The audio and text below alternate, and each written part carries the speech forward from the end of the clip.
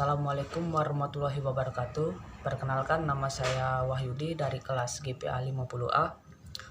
Saya ingin menjelaskan tentang materi pertemuan ketiga tentang komponen motherboard. Saya ingin menjelaskan sedikit tentang motherboard.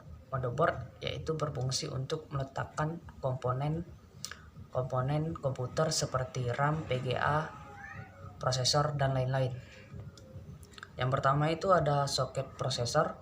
Soket prosesor itu untuk meletakkan prosesor. Ada juga slot memori. Slot memori berfungsi untuk meletakkan RAM yang bentuknya memanjang sesuai dengan RAM. Biasanya berada di sebelahan dengan slot prosesor. Ada juga soket IDE dan SATA. Soket IDE dan SATA itu bentuknya berbeda, tapi memiliki fungsi yang sama, yaitu untuk menghubungkan optical drive dan hard disk ke motherboard. Ada juga chipset BIOS. Chipset BIOS itu berfungsi untuk mengontrol perangkat keras yang terpasang pada komputer. Ada juga baterai CMOS. Baterai CMOS berfungsi untuk memberi daya pada BIOS dan untuk menyimpan setting yang ada pada BIOS. Ada juga soket ATX 4 pin, 6 pin, dan 24 pin, yaitu berfungsi untuk menghubungkan power supply ke motherboard supaya motherboard itu mempunyai dan mendapatkan daya listrik.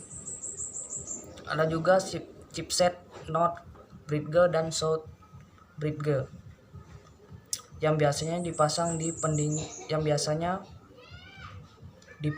pendingin di atasnya yang berfungsi untuk menyerap panas supaya chipset berjalan secara optimal. Ada juga I/O port. I/O port biasanya berada di bagian luar casing, merupakan kumpulan sebuah port sebagai input maupun output data pada komputer seperti VGA, USB, LAN, serial, dan PS2.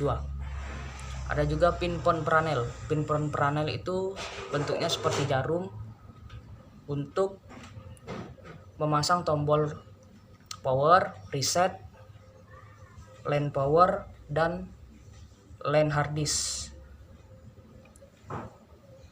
Itu saja yang bisa saya jelaskan materi tentang pertemuan ketiga, yaitu komponen motherboard. Saya akhiri. Wassalamualaikum warahmatullahi wabarakatuh.